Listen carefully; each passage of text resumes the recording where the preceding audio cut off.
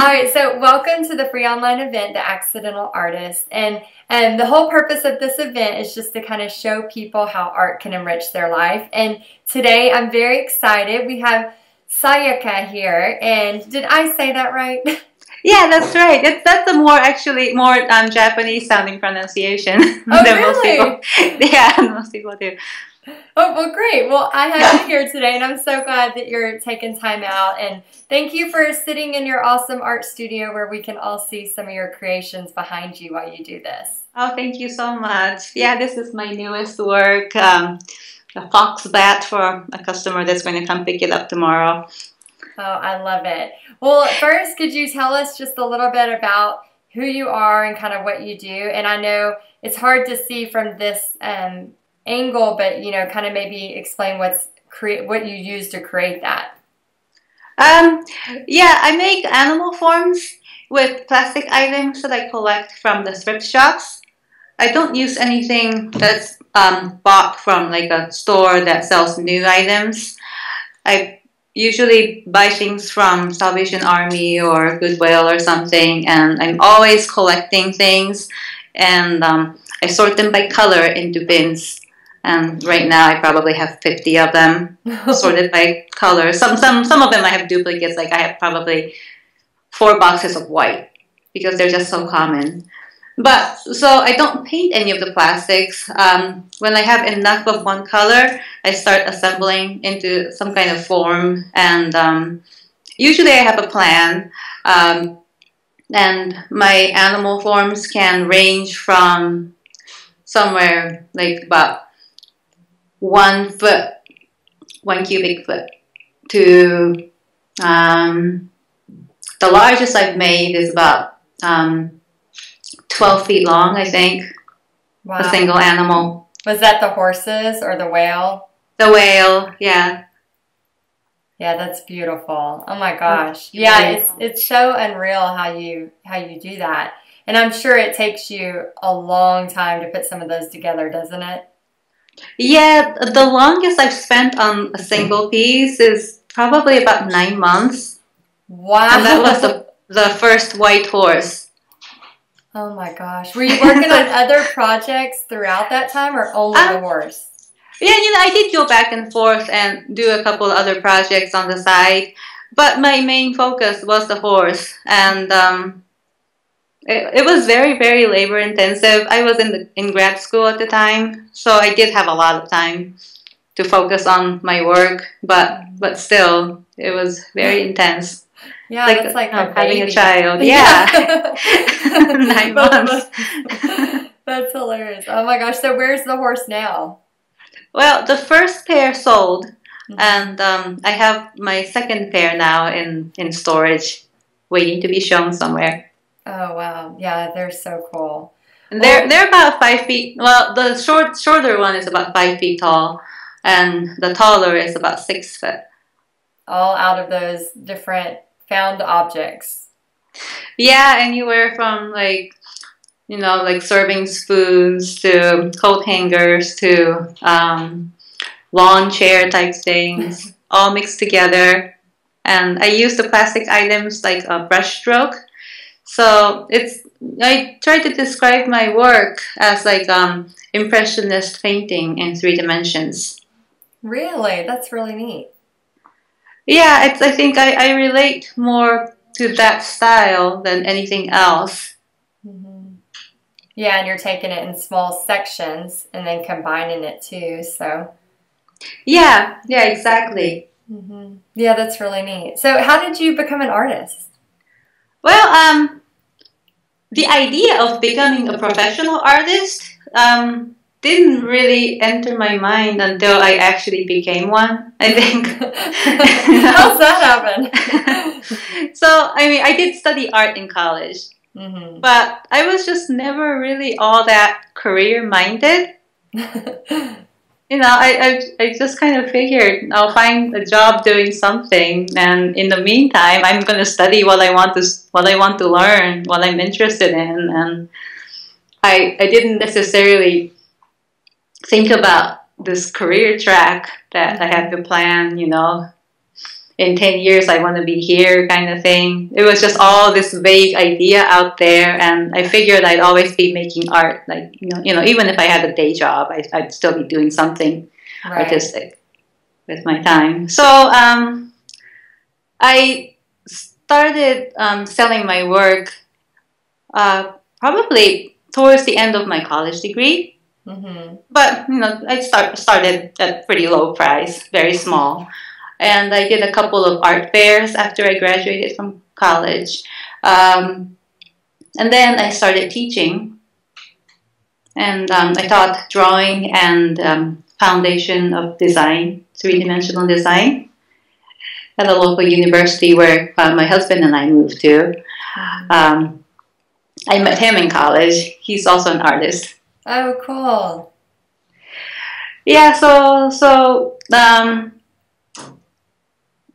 I was teaching part-time as an adjunct, and for a few years, for about 5 years, I was selling metal sculptures on the side. I wasn't doing this current style with the plastic yet. I was making animal forms with the scrap metal, welded them together with an arc welder that I bought, and being in Indiana, it's like a perfect location for finding all kinds of farm machinery parts and gardening tools and things like that.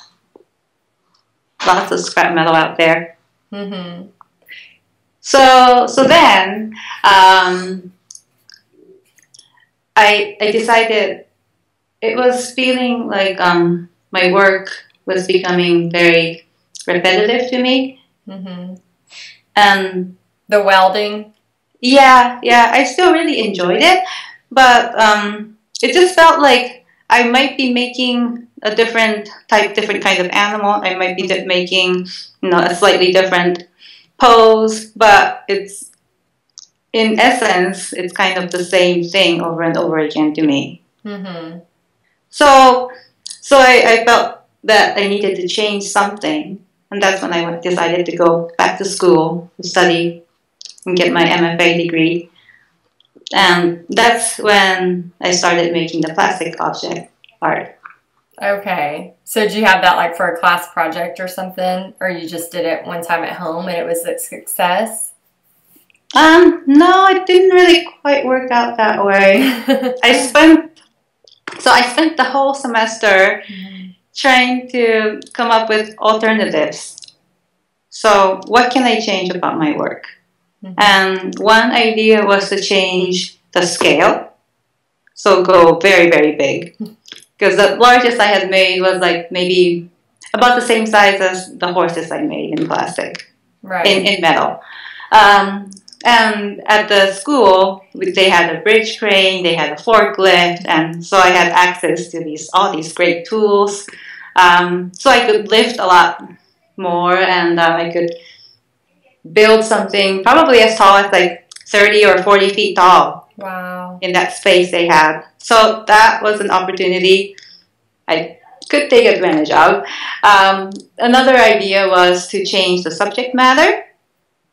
And before going back to school, I was making almost exclusively animal forms. I had made maybe a couple of human figures, but they were very different from my animals.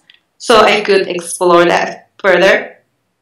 Or I could find some other material that I haven't used before. And it was a really tough choice, actually. I felt like I could do any of these things, and I could enjoy doing that, and I could learn.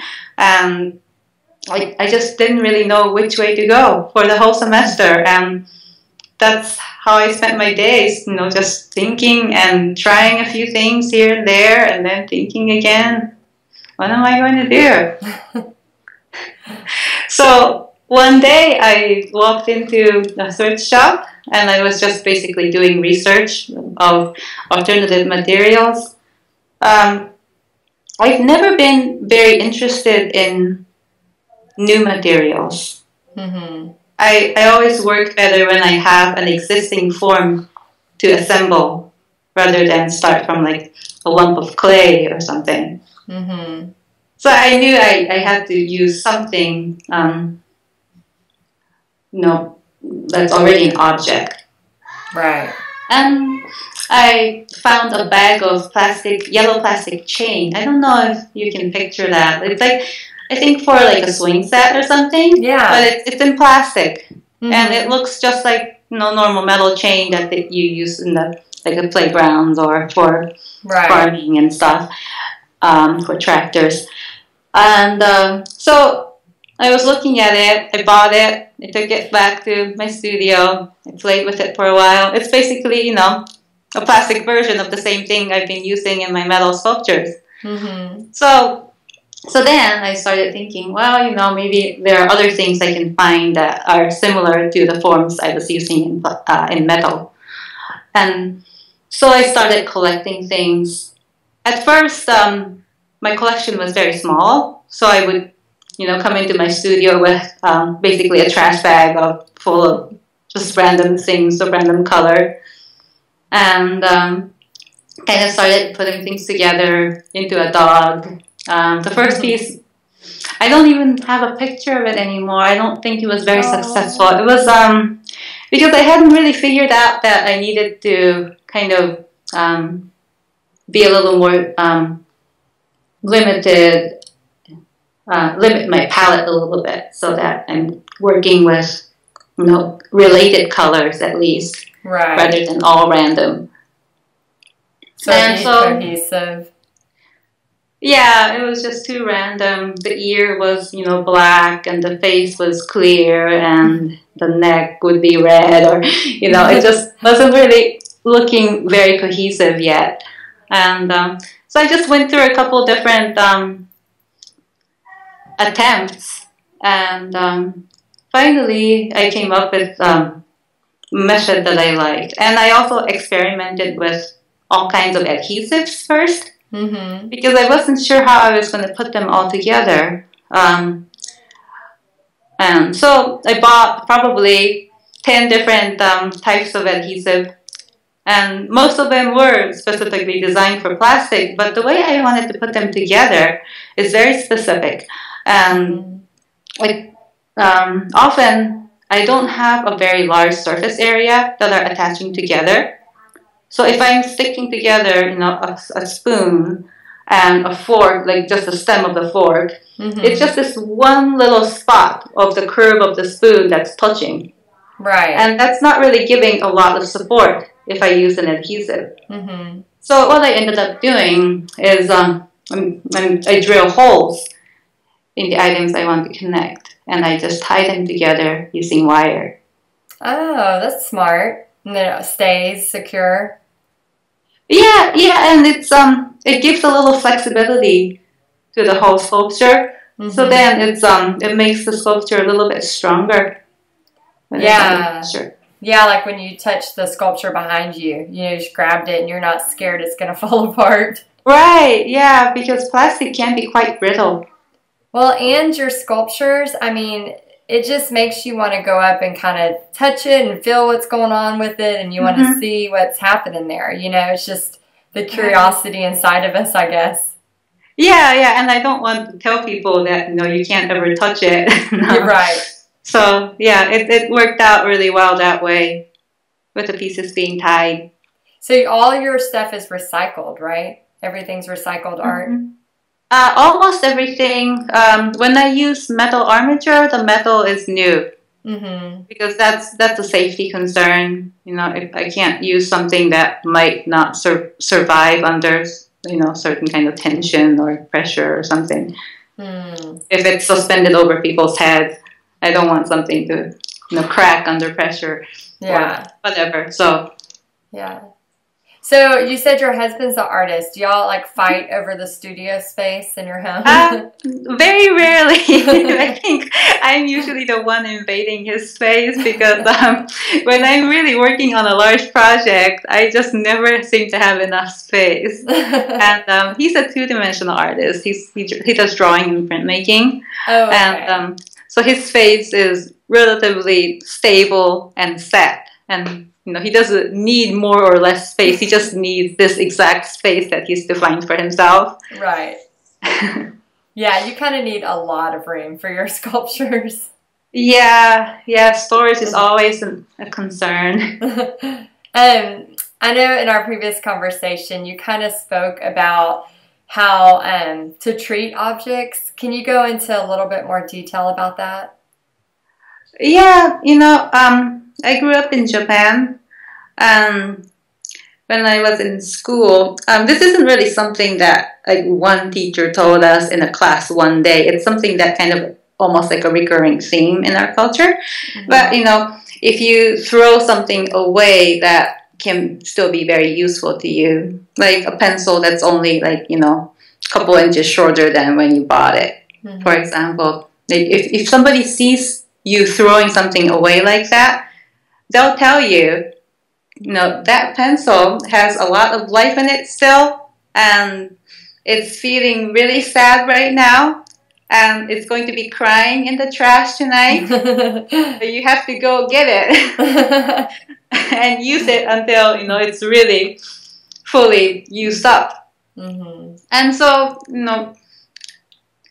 it made a very deep impression on me as a child, and I think it does on a lot of children in Japan.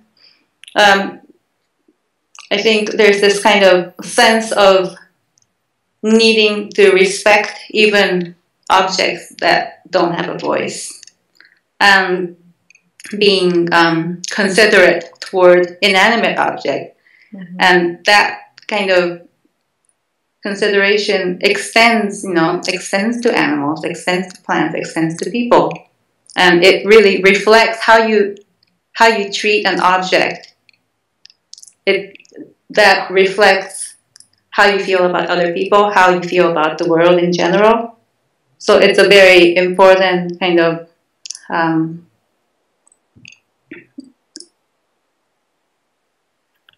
don't really know how to describe it. I think it's a very important message that they give us when we're very young in Japan, and I really cherish that now. Mm-hmm. Of course, you can't really function in society without ever throwing something away that can potentially be useful in a certain situation, for example. So I think there's a balance you have to find. Mm-hmm. But if we're even just a little bit more aware of what all we're throwing away right now, and can see, the potential of what it could be. Right. Other than something that's in the trash, in the landfill, then I think the world will be a better place. Yeah, that's really well said. I know some of my students, we do art on pizza boxes and sometimes trash can lids. And, we're just trying to show them, you can take anything. You don't have to go buy an expensive canvas to have a place to do art. You can make whatever you find. And I think it's so neat that, the stuff that people are throwing away is your full business, Yeah. So how do you gather that many items? Do you go to tons of thrift stores, or do people help you out? People do help me out, especially people that, I don't know, come across a large quantity of something. One of my friends recently brought me a whole box of black plastic coat hangers. Yeah. Because he knew somebody that worked at a store that, a boutique that closed, and they were just throwing those out. And so, now I have a whole bunch of friends who are kind of looking out for me in that way, and that's great. I love coat hangers. The shape of, people's shoulders, mm-hmm. it's just perfect for, a lot of animal parts.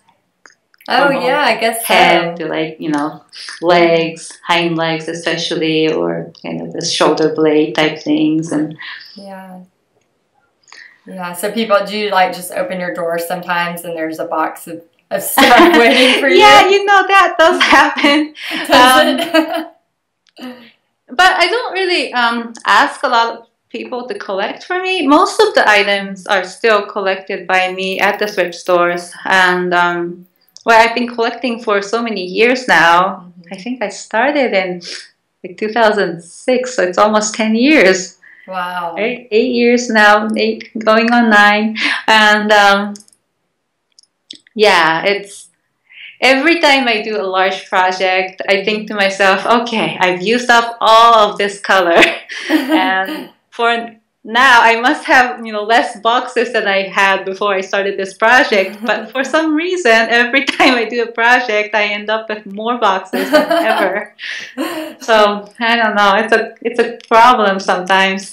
It's because you're respecting the objects, so they're treating you nice. I guess so. They're kind of growing. Yeah, and I bet, I know for me, like when I go into a bookstore or something, it's like such a uplifting creative experience. Like when I'm looking at all these items, I'm sure for you, like going into a thrift store and looking at new objects, I'm sure it's inspiring. It's probably part of your artistic process. Is that right? It can be, and especially when I'm working on a project and when I know what I'm looking for and I find, the things that are just perfect for my project. That's very exciting. But also a lot of times I look at things and I get really sad because so many of the things I find at the thrift store probably do end up going to the landfill. And so many of the things I just can't find a way to use them. So you feel like you want to rescue them, but you can't. Right, exactly. Yeah, I can't take them all. Yeah. Maybe there's someone coming right behind you that has a purpose for it. Yeah, I hope so. That's a great way of looking at it. Yeah, you're leaving it for the next person to find that treasure. Yeah. So, who inspires you? Well, when I was growing up, it was really my mom. And she had so many hobbies when I was growing up. And she would always give me scrap materials. I think that's really how I started, making things out of just random things that I had on hand at the time. And I just love using my hands and watching my mom make things with her hands. Yeah. So is she an artist too? I'm sorry? Is she an artist too? No, not as a profession, but I think if she had pursued something, just if she had chosen one hobby and stuck with it, maybe she would have been really successful at it. But I think she just gets a little bored after a while, and then she switches, and she really enjoys the learning process more than becoming really great at one thing. Right. Well, that's so much fun. You get to experience everything. Well, good. Well, so your mom inspires you. Well, do you have maybe a favorite book or a favorite quote that you want to share with our listeners that's kind of maybe helped you or inspired you? Well, so my favorite book is A Wizard of Earthsea by Ursula Le Guin. I don't know if you read it. I haven't heard of it. It's really for young adult, I think. It's a book I saw when I was a child and I never read, and I only read as an adult. Let me see if I can find a quote from it. And there is one quote that I really love from it. Let me just do that. Okay. It's about this boy that becomes a great wizard and how he struggles with himself really, and he has to make a lot of mistakes, and the mistakes become these very important formative experience that ultimately makes him who he is. I really love how the story is told and how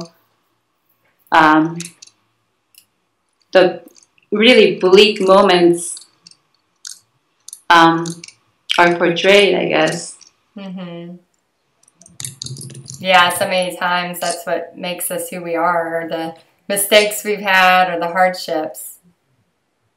Yeah, and well, I don't know if I can really say that I've had super dark moments in my life, but that's good. I don't know why I'm so drawn to it. Yeah, that's good to not have a lot of dark moments in your life. Yeah, I guess so. Yeah, I don't really think of myself as someone who's like struggled a great deal. I guess as a child, maybe that was the hardest time of my life, like when I was between third grade and ninth grade, because my family moved to Brazil when I was 9 years old, Oh, wow. and we moved to Brazil from Japan. And so there's a full-time Japanese school in São Paulo from first grade to ninth grade, something like that. Mm-hmm. And it's like the largest Japanese school outside of Japan at the time. Mm-hmm. It's pretty large. They're all Japanese, almost all Japanese children there. So it's almost like being in Japan, but switching schools at that age is really difficult. Yeah. And then I stayed at that school for a couple years. But after that, my parents decided that it would be good for me to learn English. So they switched me to an American school. Mm-hmm. And still in Brazil. Mm-hmm. And so just having to go from one school to another. Mm-hmm. And so from the age of 9 till when I graduated from high school, I never graduated from the school that I entered. Mm. Yeah, that would be hard, all the changes. So, yeah, I think that was probably up to now, that's still the hardest thing I've been through. Mm-hmm. So I don't know what that says. I don't think it's that bad thinking back on it, but that's good. We all hope to not have those really hard times. Yeah. Well, that's probably why you have so much energy to do these awesome creations. I guess so. Did you find the quote from your book? Oh, I'm sorry, it's taking a long time. Oh, that's okay. No, maybe we should just skip that. Well, tell me a story maybe about creating an art piece that you love, maybe something that happened when you were creating something, maybe some kind of story with your artwork that you want to share. Okay. Well, one of the pieces I made is the yellow phoenix. Mm-hmm. And I think, it's almost Easter, so it's kind of an appropriate topic, resurrection, rebirth. Right. Well, so it used to be another sculpture. And it used to be two different sculptures before it became mine. Yeah, and one was one of the first pieces I completed in grad school, which was a yellow swan. Mm-hmm. And I named it Lemon. And I was happy with it for a few years. But then, I don't know, one day I looked at it and I wasn't so happy with it anymore. And so I decided to make some changes. And eventually, what I discovered was that, right when I was starting, I was going through a phase when I was trying to decide how complete I wanted to make my animal forms. I think at the time, some of my professors were telling me that my animals looked almost too defined, and it might be interesting to try something that looks less finished so that the viewers can complete the form. Mm-hmm. But anytime I gave him something to look at that wasn't really completely finished, they would always say, well, that's not finished. So, it didn't really work out, I couldn't really make something look finished that wasn't like completely defined. So it just wasn't my thing, I guess. But so because I was exploring that, I had made the body of the swan with basically like a big coil of yellow plastic chain that I was telling you about earlier. Right. And then the chain would coil and form this kind of oblong body. Mm-hmm. And then it would come up with a wire armature inside into this neck. And the head would be suspended like up above with a beak that's kind of like from a broom attachment or something that I found. Cool. And some of the parts I had found were donated from one of my grad school buddies that was teaching a class. One of the students had made a giraffe with plastic items, plastic basket and broomstick. And they never picked it up. And so he said, want some materials? Yeah. So he just gave me it. So it used to be a giraffe that turned into my swan. And then from a swan, it became a phoenix. And from a phoenix, I don't know, it might turn into something else still. Do you still have the phoenix? Yeah. And I keep making changes to it. Not its main form, but yeah, this is the one piece that keeps changing. I at first I did all one piece, but then I had to ship it. So I had to find a way to make it so that the wings could be taken off the body, because shipping a big piece that's like 5 feet wide by 6 feet tall can be so expensive. But if it's 6 feet long by 2 feet wide, it's so much cheaper to ship. Maybe the way they can grab it. Yeah. So yeah, things like that are improvements I keep making now. All the logistical kind of details, shipping, those are things I think about before I start making a piece now. But yeah, some of the older pieces just keep kind of having to be shifted in some ways. Yeah, that's really neat. Yeah, I would never think to just go, oh yeah, let me have that and make it into a phoenix or whatever. It's really cool. Well, so I know we're about to come to a close, and do you believe anyone can use art to enrich their life? Oh yes, absolutely. And I think we are all creative beings. I think though that some of the sculptor friends that I have, they're really not necessarily good at drawing. And a lot of people think, oh, I can't draw, so I can't be a good artist. And that's really not true. But for some reason, maybe that's the most accessible of all art forms, drawing. So that's kind of the gateway. And it's okay to bypass that and do something else. And for me, I really did like to draw, but until I started making sculpture, I didn't even know how much more I would like the three-dimensional process. And I think if you haven't ever tried anything other than drawing and you think you're not good at art, then you should grab some clay, or you should just start playing with wire or something and see where that goes. Yeah, you just answered my next question, because that's so true. I think, being a teacher, and like yourself being a teacher too, you see people that try drawing and then think they're not good at it, and so they're not an artist and they don't ever try it again. But there's so many different ways to have art enrich your life, not just by drawing or painting. So very well said. Thank you. I also think that visual art isn't necessarily the only thing. Right.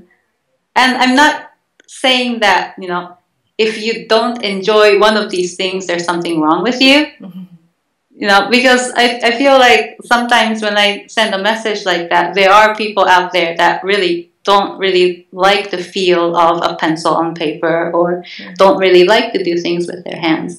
But maybe they're, great chefs, or maybe they're really great with numbers, or creative with I don't know, creative in other ways. And I think if you don't enjoy it, there's nothing wrong with you. I think you should just do something that you really enjoy and embrace your own quirks and weirdness. So many of the wonderful artists I know are like really quite obsessive about something, and that's what makes them great at their job. Yeah. And I think that's one of the things I liked about the book by Ursula Le Guin, is that, you know, it's all about confronting yourself and accepting yourself, your whole self. You don't really get to pick and choose which part of you is acceptable. You have to take the whole thing. Yeah, well said. Oh, it's been so much fun talking to you and telling me about all your experiences with your sculptures. It's really amazing, and I hope everybody checks out her website and just sees all of her wonderful art. I mean, some of them look like metal, the ones that aren't metal. Some of them look like metal, and they're really just pieces of plastic and different things that she's found. So thank you so much for doing this, and I just appreciate you being here. Thank you so much, Heidi. I really enjoyed it. Oh, well, have a great day, and we'll see you next time. Bye. Thank you. Bye, Heidi.